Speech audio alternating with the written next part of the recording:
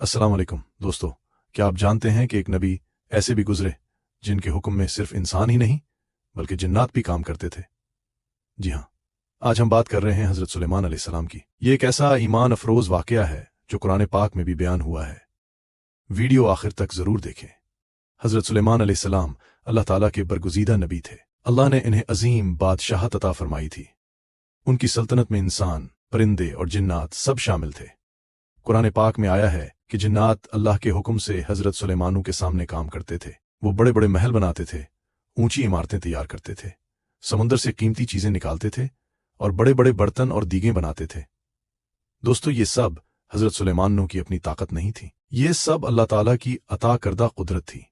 अल्लाह ने जिन्नात को उनके ताबे कर दिया था। एक दिन हजरत सुलेमान ही ने अपने लश्कर का जायजा लिया। इस लश्कर में इंसान, जिन्नात और परिंदे सब मौजूद थे। इसी दौरान उन्होंने हुदहुद परिंदा को गायब पाया। फिर हुदहुद वापस आया और उसने मलका बलकैस की खबर दी। हजरत सुलेमानियों ने फरमाया, कौन है जो मलका बलकैस का तख्त उसके आने से पहले मेरे पास ले आए। इसी वक्त एक ताकतवर जिन ने कहा, मैं ये तख्त आपके पास आपके उठने से पहले ले आता हूं। यह वाकया बताता है कि जिन्नात वाकई इनके हुक्म में थे।